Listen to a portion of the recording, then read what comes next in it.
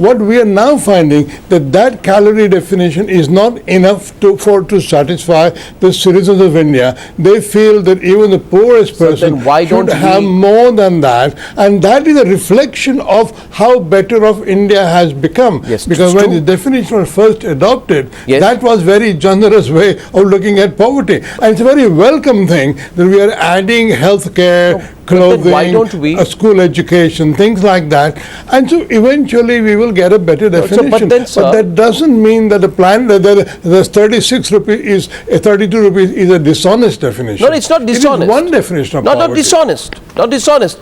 But if I were to say today, and I find a general consensus, it is based on research. It is based on actual talking to poor people and finding out how much they spend. I am sure. It's not invented by the planning commission. I am sure. But Swaminathan Iyer on Friday said, that you can have soya bean flour and you can get the calories that you want, for 32 rupees or 15 rupees or 20 rupees. The question is, living standards cannot be defined by how much soya bean flour you can have. Health cannot be defined by it. Education, sanitation, a standard of living cannot be defined by the lowest common denominator. Therefore, my question is, Anjali, why have this 32 rupee definition anyway?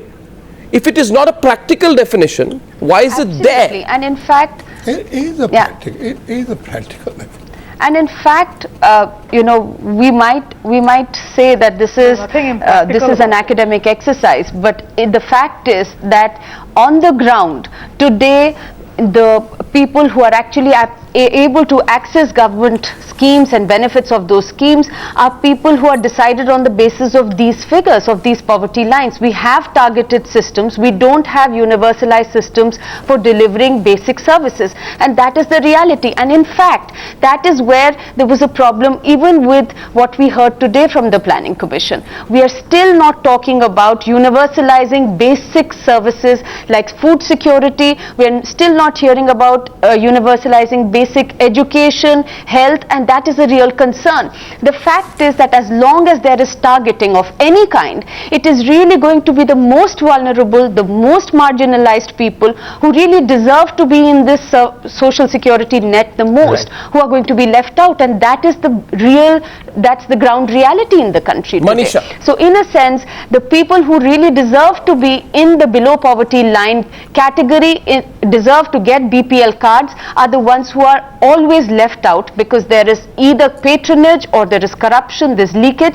And in fact, the places where there is universalization, for example in places like Tamil Nadu and other states where we see there's a move towards universalization, there is actually there's not so much leakage. People are able to do self-selection, and it's my question is that suppose, just a hypothetical example is, suppose Manisha, instead of 32 rupees, you were to say 60 rupees.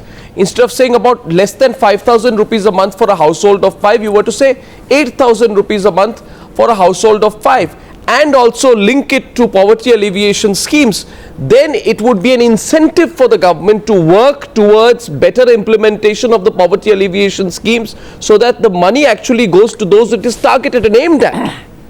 Now you have a situation where you say, there's a 32 rupee definition, but it doesn't apply. What if the definition was a realistic definition and it applied? It would be more effective, Manisha, wouldn't it? See, no, it has no link to the effectiveness. What we have to realize is that Brazil, for example, doesn't have a poverty line. So the poverty line is really a statistical representative. It's just telling you that where you stood in 1973-74, where according to that benchmark will you be. The point is that your transfers will be based now on criteria of automatic inclusion or automatic exclusion. Now the NC Saxena committee report, which is being adopted by the Ministry of Rural Development, is talking of very perceptible criteria of identifying people.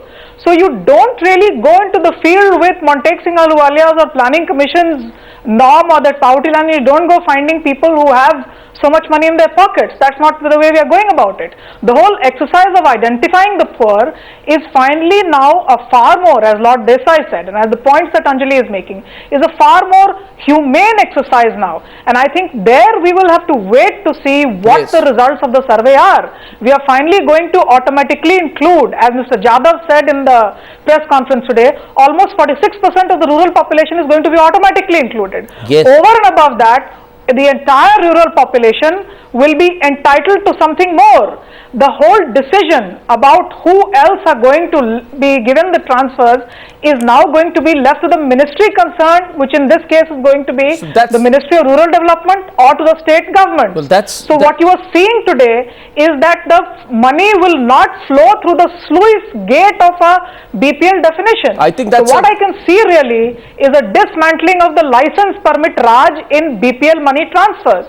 So we have to wait to see the results of the survey and how it's going to be implemented. A point is taken that, and I'm sure you'll welcome that, Bijon. I'm coming to you last for the last word, Meghnad. I'm sure you'd welcome that, Bijon, because if Jairam Ramesh and Montek Singh Ahluwalia are able to work together to come out with a really effective definition of who deserves this money, this could be a real watershed moment in the implementation of our poverty alleviation programs. And regardless of how cynically you may view it, it may really be something dramatic.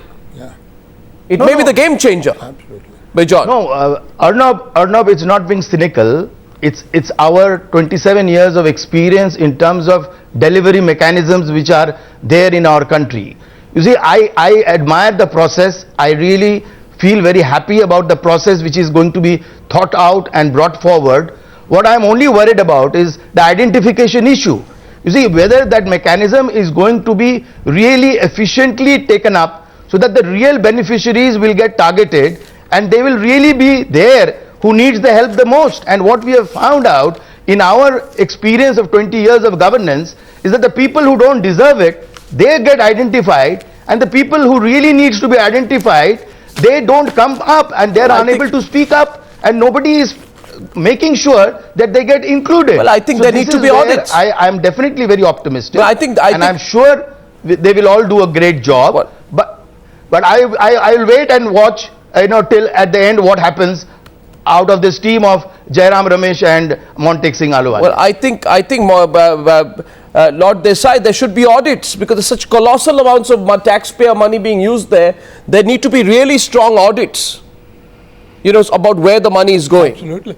Now, I think if we had a properly generous definition of poverty, then all entitlements can be linked to that, rather than have one definition of poverty and then leave it to different politicians to have as they like odd bits of entitlement, which is what Bimal is talking about. That you can't start giving people sort of benefits just because you want their vote. You have to have proper definition of what you want the standard of living to be, and then help people out that way, and then have it audited properly. Don't just have any old scheme, something here for PDS, something not there for PDS. Have a uniform, universal system so that all Indian citizens can be sure that they will not be left behind, not be left far behind as the country progresses. Okay. We have the means to do this. We just have to get the instruments properly done. Okay, gentlemen, ladies and gentlemen, I thank you for your joining me on this last debate tonight, last discussion.